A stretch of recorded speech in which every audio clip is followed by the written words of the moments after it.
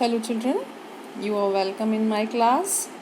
Today I am going to take lesson 3 to Stories of Flying Part 2 The Black Aeroplane, written by a renowned writer Frederick Forsyth from your textbook First Flight. In this class you will get the general information about the author of this story, then introduction, theme and line by line explanation of the story. So let's begin with me. First of all, I'm going to give you the information about the author of this story. Who is the author? Frederick Forsyth. Children, Frederick Forsyth was born on 25th August 1938 in Ashford, United Kingdom. He was educated at Tonbridge School and later joined the University of Granada in Spain. At the age of 19, he became one of the youngest pilots ever in the Royal Air Force, where he served until 1958. He is very much famous for his works such as The Day of Jekyll, The Dog of War, The Fourth Protocol, The Odessa File, etc. He is best known for thrillers such as The Fist of God. Professionally, he is a prominent author and a commentator. He is well known author as well as the commentator. Children, now see the introduction of the story. This is a suspense creating story that ends with a mysterious note. It reflects on how one's judgment gets distorted due to fantasizing and how it creates problems. In this chapter, the narrator is a pilot who is so desperate to meet his family and enjoy a good breakfast that he takes the wrong decision of facing the storm instead of doing the right thing. Miraculously, he somehow manages to escape with the help of a mysterious aeroplane. Now the theme of the story. Theme of this story is a mystery that writer Frederick Forsyth experiences during his flight from Paris to London.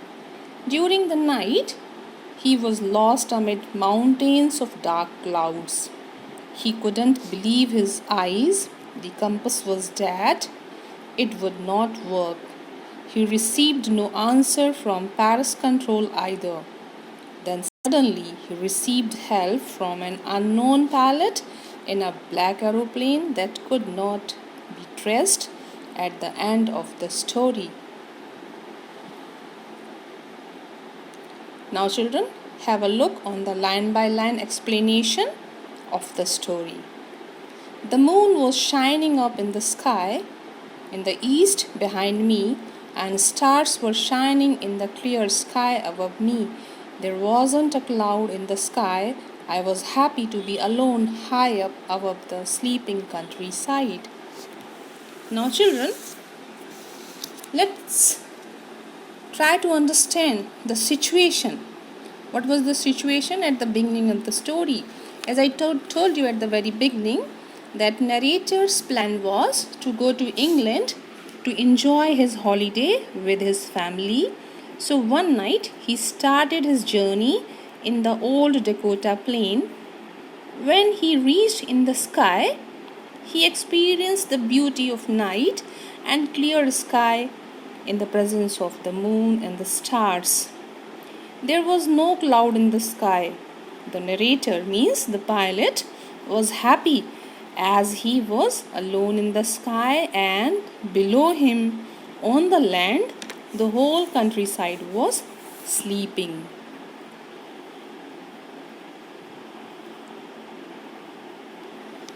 I was flying my old Dakota aeroplane over France back to England. I was dreaming of my holiday and looking forward to being with my family. I looked at my watch, 1:30 in the morning. So children, Further, the narrator. Who is the narrator, children? The pilot of the Dakota aeroplane. Yes. So he tells us that he was flying his old Dakota aeroplane over France and he was going to England. Next, he tells us that as he was flying the aeroplane, he was also dreaming that how he will spend his holiday with his family in England. Then to know the exact time, he looked towards his watch, which struck 1:30 in the morning. I should call Paris control soon, I thought. As I looked down past the nose of the aeroplane, I saw the lights of a big city in front of me. I switched on the radio and sat. Then he thought of communicating with Paris control as he was approaching near his destination, means England. When he looked towards the front of the aeroplane, here the nose of the aeroplane means the front body of the aeroplane. So he noticed that he was quite near to a big city and could easily see the lights of that city. So then he switched on to the radio and said to the Paris control. What did he say? Now see. Paris control, Dakota DS-088 here. Can you hear me? I am on my way to England. Over. The voice from the radio answered me immediately. DS-088, I can hear you. You ought to turn 12 degrees west now. DS-088, over. So children, what did he communicate with the Paris control? He asked Paris control that he was the pilot of Dakota DS-088 and whether he was audible or not. Further, he informed that he was going to England. Children, here notice the use of this word over. Try to recall some conversations where you have heard such type of expressions. Yes, you are right. We have heard such conversations among army officials when they talk on the wireless, and similarly in the police department, and the pilots of the aeroplanes also talk in the same manner when they communicate with the control centers. They use this word over, and it indicates that the speaker's conversation is over. Now the next person with whom that speaker is talking can speak his statement. So as soon as he communicated with the Paris control, immediately he got the answer from it. Paris control said that it could hear Dakota DS-088 and then instructed him to turn 12 degrees in the west direction. I checked the map and the compass, switched over to my second and last fuel tank and turned the Dakota 12 degrees west towards England. I'll be in time for breakfast, I thought. A good big English breakfast. Everything was going well. It was an easy flight. So children, after listening the instructions, the narrator, or we can say the pilot, checked his compass and the map. Then he switched over to his second fuel tank. That was the last fuel tank of his aeroplane. Further, he turned the Dakota 12 degree west in the direction of England. Again, he started to think of next day's breakfast with his family members. He was thinking of the grand breakfast that the Englishmen generally take.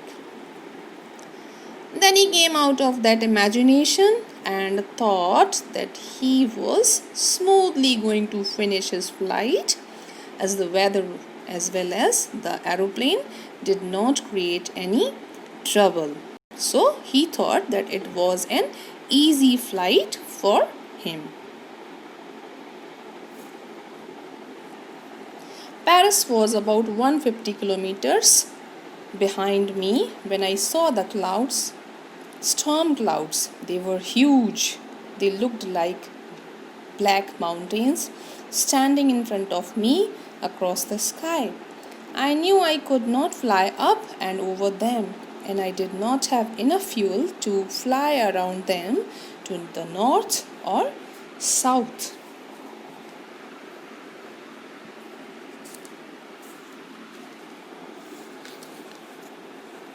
Now, the Paris was 150 kilometers behind the narrator's plane. Paris, the place from where he started his journey. Suddenly, he noticed the clouds, and those were the stormy clouds, and they were huge. Huge means, children, very big in size. So, those huge clouds were looking like big black mountains, and they were standing in front of the narrator's aeroplane with large expansion. Narrator knew it very well that his plane was unable to fly up and over those big black clouds. Neither his fuel tank was permitting him to take a long route and fly around them to the north or the south direction, as that was the last fuel tank and that too was running low. So now see, how will he react then? What will he do? I ought to go back to Paris, I thought, but I wanted to get home. I wanted that breakfast. I'll take the risk, I thought, and flew that old Dakota straight into the storm. So children, in such difficult situation, he thought of returning to Paris at the initial stage. At the beginning, he thought that he must return to the Paris. But the very next moment, his thought changed, as he wanted to reach home and have delicious breakfast with his family. His strong feeling to be with family overpowered his pilot's brain, and he decided to take risk of dealing with storm clouds. So he flew his old Dakota straight into the huge black mountains like clouds. Inside the clouds, everything was suddenly black. It was impossible to see anything outside the aeroplane. The old aeroplane jumped and twisted in the air. I looked at the compass. Now children, what happened then? As soon as the pilot entered inside the mountain like clouds, everything turned black around him, and he was unable to see anything outside the plane. The old Dakota lost its path and jumped and twisted in the air. The narrator was shocked and was unable to decide anything, so he looked towards the compass and searched for help there. I couldn't believe my eyes. The compass was turning round and round and round. It was dead. It would not work. The other instruments were suddenly dead too. I tried the radio.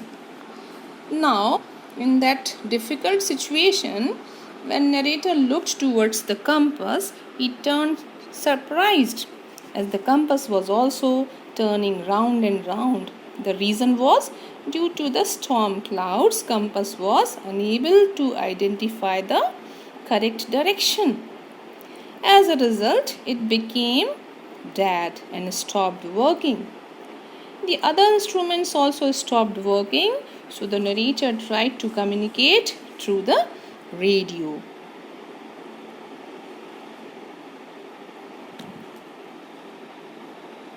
Paris control, can you hear me? There was no answer. The radio was dead too. I had no radio, no compass, and I could not see where I was. I was lost in the storm. Then, in the black clouds quite near me, I saw another aeroplane.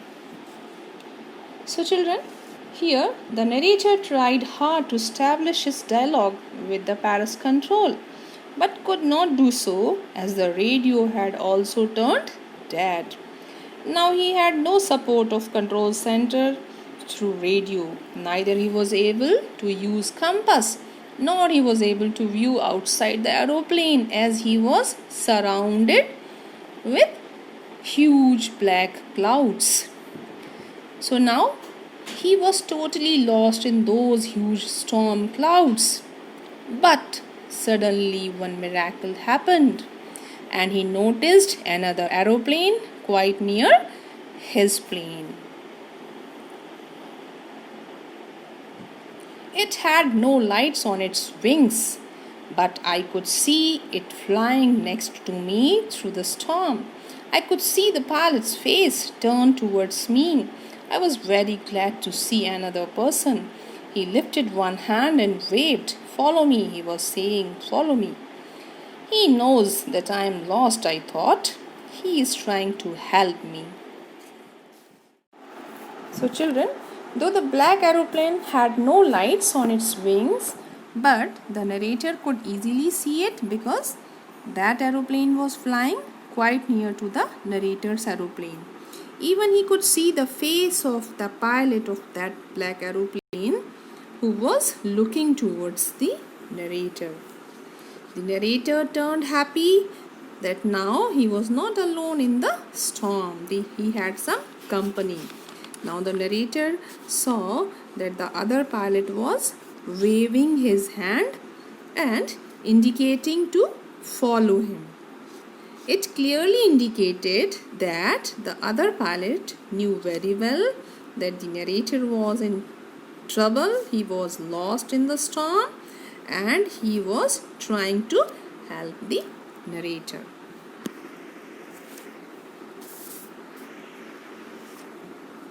He turned his aeroplane slowly to the north in front of my Dakota so that it could be easier for me to follow him. I was very happy to go behind the strange aeroplane like an obedient child. Now, the other pilot, what did he do? He turned his black aeroplane towards north just in front of the narrator's old Dakota. His intention was to make it easy for the narrator to follow him. Narrator turned very happy, and what did he do? He started to follow the strange aeroplane like an obedient child. As an obedient child means sincere child follows the instructions of his elders. Similarly, here in this difficult situation, the narrator, he started to follow the black aeroplane. Why did he do so? Because he had left with no other option, as he had lost all sorts of communication with the Paris control. His instruments had stopped working and he was having very less fuel in his aeroplane.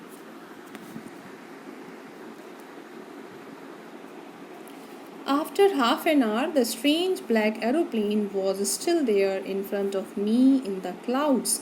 Now there was only enough fuel in the old Dakota's last tank to fly for 5 to 10 minutes more.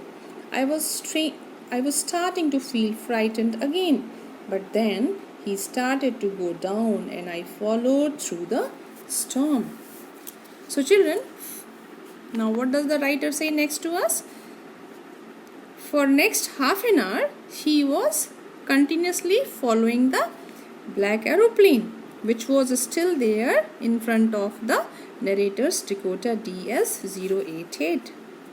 There was no indication of overcoming that storm, and the narrator's aeroplane had very less fuel and could not be able to fly for 5 to 10 minutes more. If he would not land within 5 to 10 minutes, definitely his aeroplane would crash because of the shortage of the fuel. So he started to fear again. But then he noticed that the strange aeroplane started to go downwards, and the narrator also followed him through the storm clouds. Suddenly, I came out of the clouds and saw two long straight lines of lights in front of me. It was our runway and airport. I was safe. I turned to look for my friend in the black aeroplane, but the sky was empty. There was nothing there. So, then suddenly, what did the narrator noticed? What did he notice? That the Old Dakota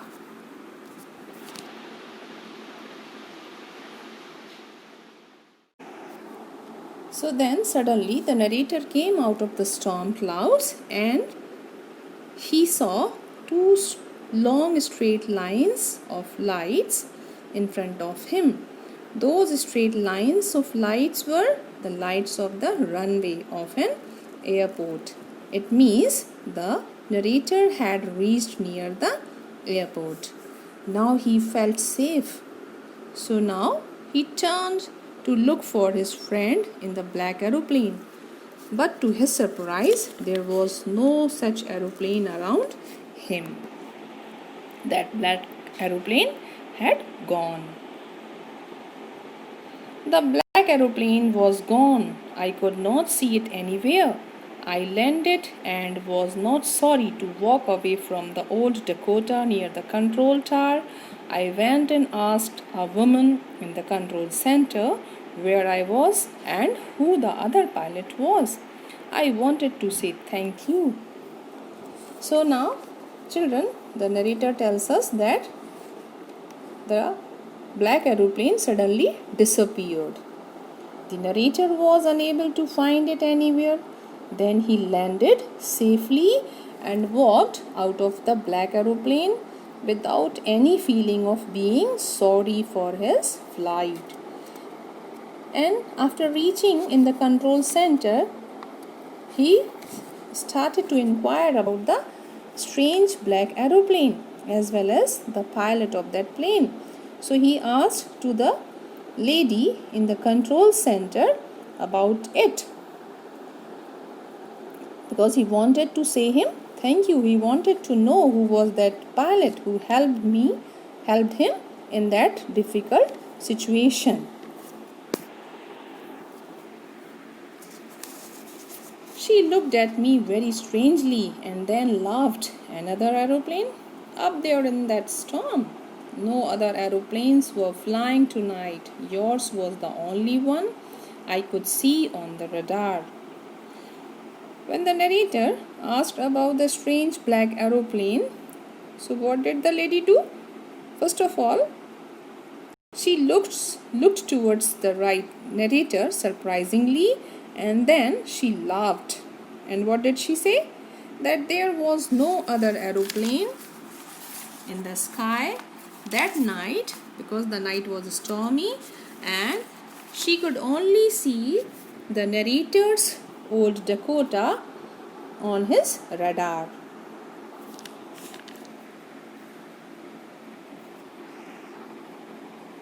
So, who helped me to arrive there safely without a compass or a radio and without any more fuel in my tanks? Who was the pilot on the strange black aeroplane flying in the storm without lights? Now, children, the narrator was astonished. He could not believe on his words. He could not believe on the words of the lady. Many questions started to strike his brain. Who was that pilot who helped him to arrive there safely without any support and compass or a radio? Even fuel in the tank was left very less. When he landed, it was really surprising for the narrator. So children, the story ends with an amazing note of mystery. Every question of the narrator remained unanswered till the end of the story.